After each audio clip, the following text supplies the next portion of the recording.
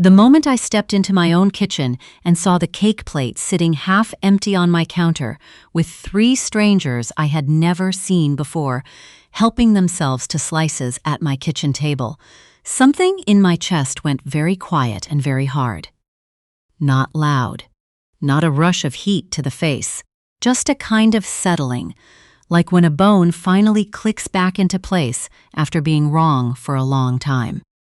My mother's honey cake, the one I had spent the better part of Thursday afternoon making.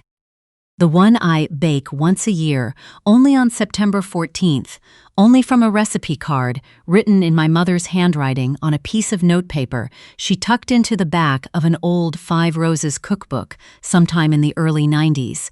That cake, the one with the cardamom and the orange zest, and the dark amber honey I order every August from a farm near Lunenburg because it's the only one that tastes right.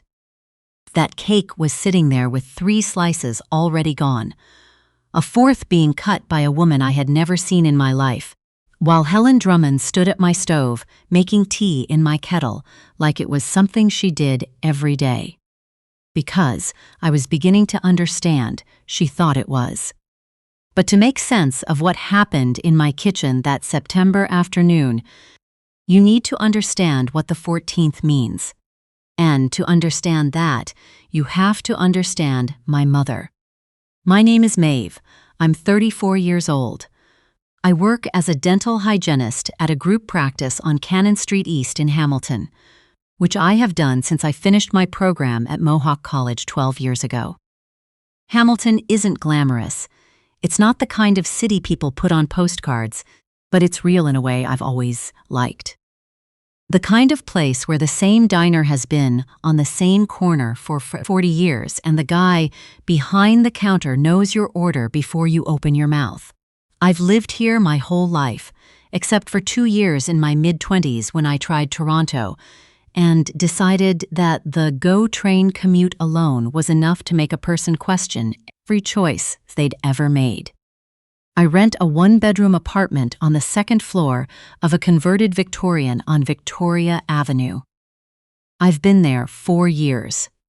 The ceilings are high, the windows face west, and in the summer the light comes in late in the afternoon and makes the whole place look like something out of a magazine. I have a tabby cat named Pretzel who is 9 years old and has strong opinions about most things. I have a small herb garden on the windowsill that actually survives because I'm vigilant about it. I have, in short, a life I built on my own terms, which in Hamilton, on a dental hygienist's salary, is not nothing. My mother, Elspeth, died 7 years ago. Breast cancer diagnosed late, moved fast.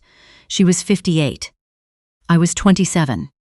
She was from Cape Breton originally, and she had this way of cooking where she never measured anything, which meant that every recipe she owned existed only inside her own hands. After she died, I went through her kitchen and found the recipe card for the honey cake tucked into the back of the 5 Roses cookbook that had lived on her shelf since before I was born. It was written in pencil, her actual handwriting, slanted slightly to the left the way she always wrote. Dark amber honey, she had underlined. Don't use the cheap stuff. I make the cake on September 14th every year. It's her birthday. It's the only thing I make from her recipe. I'm not a person who marks grief publicly. I don't post things online. I don't do the grief group circuit. I'm not particularly good at talking about it. But I make the cake. I put on CBC radio. I get out the mixing bowls.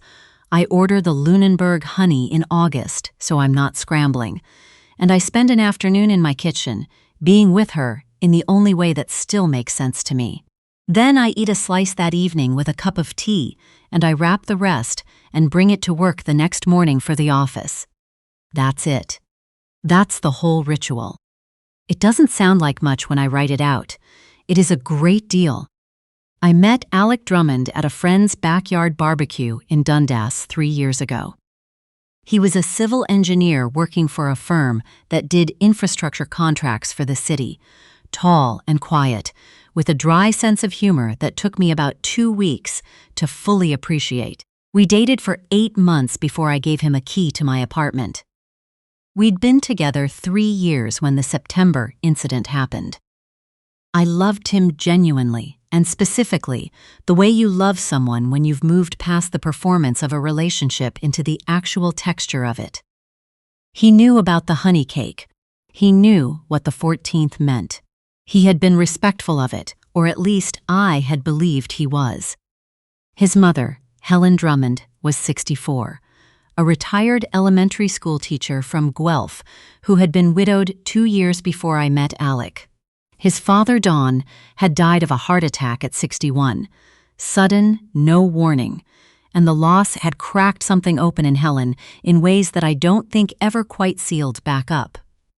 She was not a cruel woman. I want to be precise about that. She was not the kind of mother-in-law people write horror stories about, not overtly. She was the kind of woman who meant well so consistently and so loudly that the meaning well became its own kind of pressure. She showed up with casseroles on weeknights. She offered opinions on my curtains. She called Alec at hours that suggested she had not fully processed that he was a grown man who did not need to be checked on. She had a key to my apartment. Alec had given it to her about 18 months before the September incident, when there was some vague mention of an emergency possibility. I think he'd been going on a work trip and wanted her to have it just in case. I had not been consulted. I found out when she mentioned it in passing at Sunday dinner, and I felt a flicker of something I didn't quite let myself name. I told myself it was fine. She lived an hour away in Guelph. She wouldn't just show up. It was fine. It was not fine. In the 18 months between the key and that September afternoon, Helen had let herself into my apartment 14 times without calling first. I know the number because I started writing it down after the 3rd time, because I needed to know that what I was seeing was real and not me being oversensitive or difficult or whatever word we reach for when women are bothered by things that are actually bothersome. 14 visits, 11 of them on days when I wasn't home. I know because each time I'd come back to small signs. A dish moved, something reorganized in my pantry, a note on the counter about how she'd popped by and let Pretzel out of the bedroom where I'd left him on purpose because he gets into the plants. Once she rearranged my spice cabinet alphabetically, which sounds helpful, and is actually maddening if you've spent years knowing that the cumin is next to the paprika, because that's where you put it when you cook. Once she left a magazine on my kitchen table with a page, turned down to an article about relationship timelines and the benefits of early cohabitation. Alec and I were 2 years in at that point. I put the magazine in the recycling bin and said nothing. I said nothing about a lot of things. September 14th that year fell on a Friday. I had taken a half day from work. I'd booked it months in advance, which my colleagues knew and respected because the clinic had a good culture about that kind of thing. I was home by noon. I put on the radio, got out my mother's recipe card, and spent the afternoon making the cake. It takes time. The honey has to be warmed slowly. The batter needs to rest. You can't rush it, which is part of why I like it. By 3:30, the cake was cooling on the rack. The apartment smelled like cardamom and orange, and I was sitting at the kitchen table with a cup of tea and pretzel in my lap, in the particular kind of quiet that I had come to think of as the point. I needed to go out for an hour. I had a prescription to pick up at the Shoppers Drug Mart on King Street, and I'd promised my neighbor Greta that I'd drop off the book I'd borrowed from her before the weekend. Small errands, nothing urgent. I left the cake on the cooling rack. Pretzel was asleep on the couch. I locked the door behind me. I was gone for 55 minutes. I heard them when I was still in the hallway. Voices, more than 2. The easy murmur of people settled into conversation, the kind that fills a room and spreads into the walls. I stood with my key in my hand for a moment. Pretzel didn't scratch at the door the way he does when he hears me, which meant the people inside had been there long enough that the sound of footsteps in the hallway had stopped being interesting to him. I opened the door. The smell hit me before anything else. The cake, my cake, the cardamom and orange, the Lunenburg honey, but wrong somehow. Diffused, stretched thin across too large a space. I registered it half a second before I registered the scene. There were 3 women sitting at my kitchen table. I had never seen any of them before. They were somewhere in their mid-60s, nicely dressed in the way of women who have afternoon commitments and book clubs, schedules, and standing lunch reservations. Alec's mother was at the stove with her back to me, filling my kettle from my tap, with the practiced ease of someone who is not a guest. The cake plate was on the table. It had held 12 slices. There were 4 left. 3 were currently on plates in front of these strangers. And Alec was leaning against my kitchen counter with a mug of tea, looking at his phone. He looked up when I came in. His face did something complicated. Guilt, and then the particular version of guilt that people wear when they've already decided to manage you rather than apologize to you. "Hey," he said, "you're back." I was still holding my pharmacy bag and my keys. Helen turned around. She had this way of looking at me when she'd done something she knew was questionable. A warmth deployed on purpose, wide and immediate, like opening a window to let something air out. "Maeve, sweetheart, perfect timing." She said it the way you say perfect timing when you mean the opposite. These are friends from my Tuesday group. Connie, Joan, and Linda. We were at the farmer's market this morning, and they drove me up. It was such a cold drive, and I knew you had that beautiful cake sitting there. I told them you wouldn't mind. You always bring the extras to work anyway. One of the women, the one who had been in the middle of cutting herself a slice when I walked in, had gone very still. She set the knife down carefully on the plate. She had the expression of someone who was beginning to understand she had arrived somewhere complicated. "The cake," I said. "There's still plenty." Helen gestured at the plate. She was already turning back toward the kettle. "Come sit down. You look exhausted. Long day?" Alec put his phone in his pocket. "I told Mom you probably wouldn't be back until later.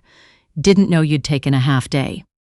He said it like this explained something, like the variable he'd miscalculated was my schedule and not the entire situation in front of us.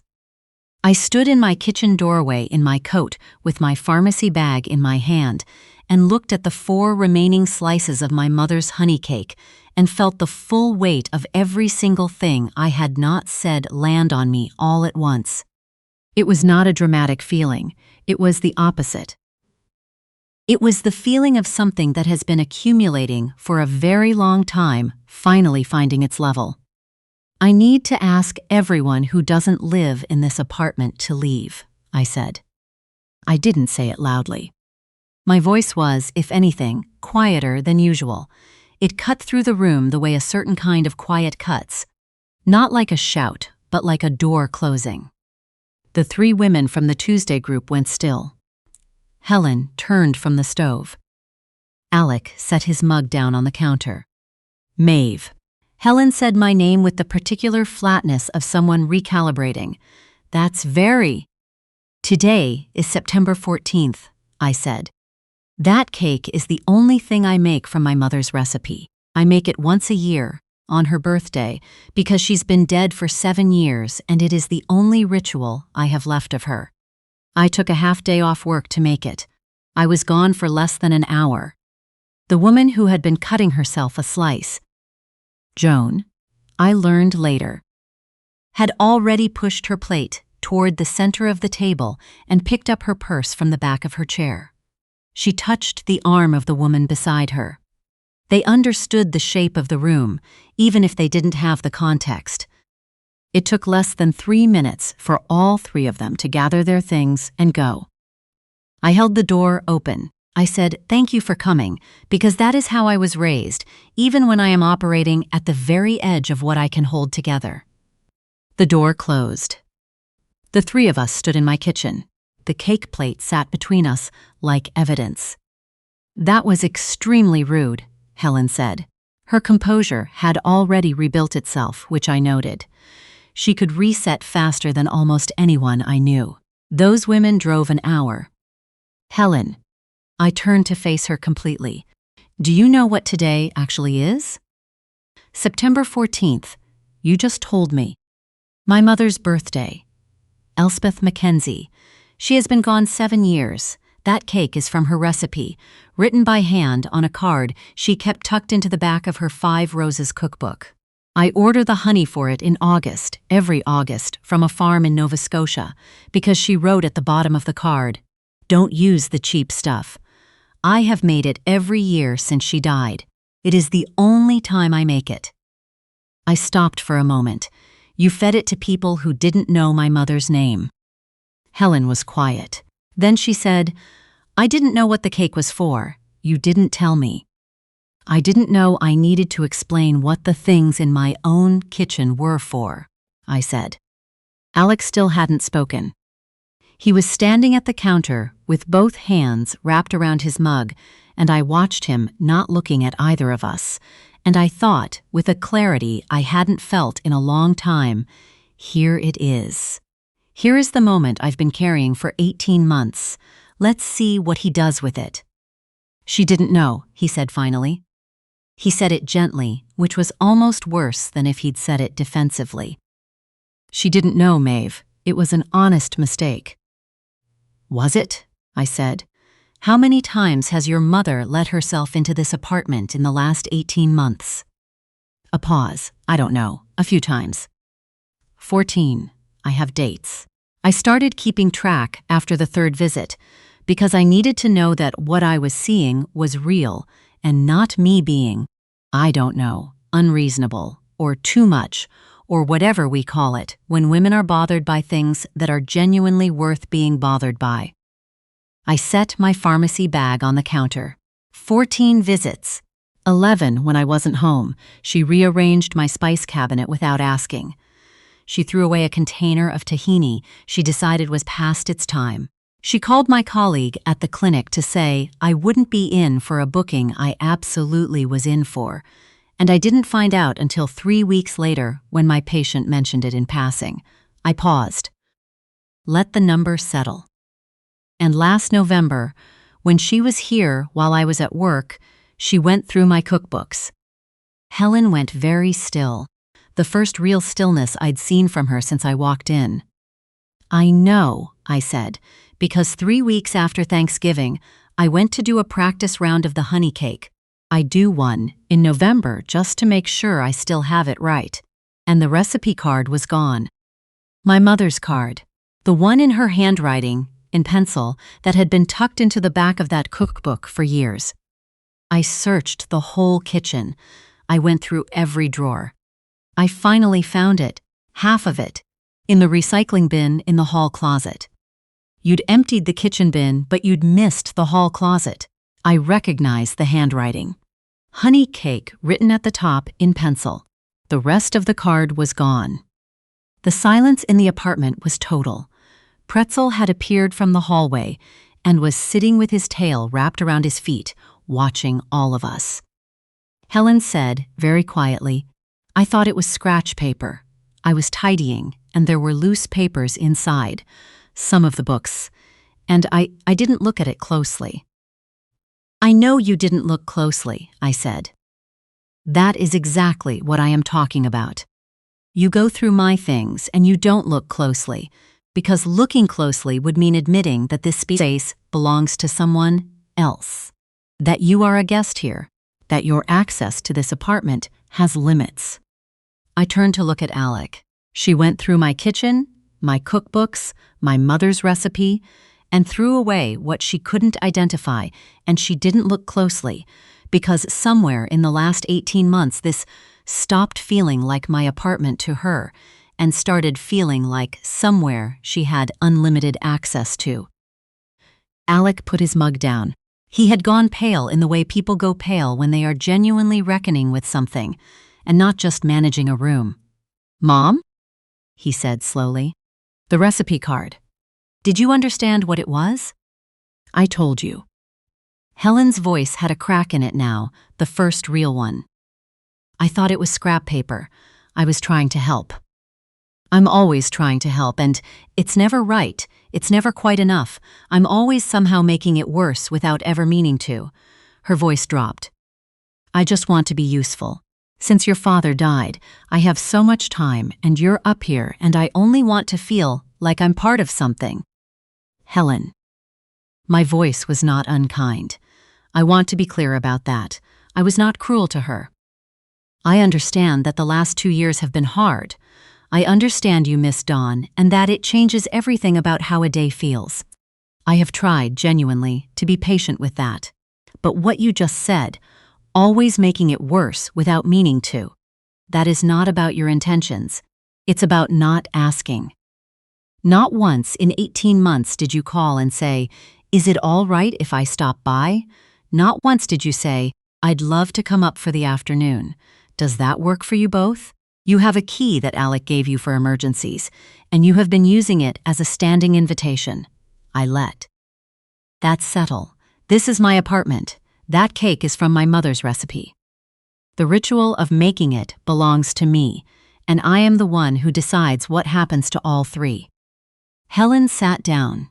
She sat down heavily in the chair closest to her, like the air had gone out of her, and she put both hands flat on the table and stared at them. Alec stood at the counter a moment longer. Then he walked to his mother and crouched beside her chair, the way you do when someone is genuinely distressed and you are not performing care but actually providing it. "Mom," he said quietly, "I need you to head home tonight. I'll call you tomorrow. We'll talk properly." He paused. "But right now I need you to go." Helen looked at him. Then she looked at me, and her expression was not angry. It was something smaller and more honest than anger. She nodded once. She got her coat from the hook by the door, her purse from the arm of the chair. She didn't say anything else to me on her way out, which I understood. There was nothing she could have said in that moment that wouldn't have made things worse, and she was smart enough to know it. Alec walked her to the elevator. I heard the doors open and close down the hall. When he came back in, the apartment was very quiet. The cake plate was still on the table with 4 slices left. I put the kettle on because I needed something to do with my hands. We didn't talk for a while. Alec sat down at the table, and I stood at the counter, and eventually the kettle boiled, and I made 2 cups of tea and brought one to him, and sat down across from him, and we just stayed there for a few minutes with the cake sitting between us. "The recipe card," he said finally. "Yeah. You found it in the recycling. Half of it." He was quiet. "I'm sorry. I knew she was going through things when she came up here. I knew, and I told myself it was just her way, and that you'd say something if it bothered you enough." He looked down at his tea. "That wasn't fair to you." "No," I said, "it wasn't. I'll talk to her. Actually talk to her. Not.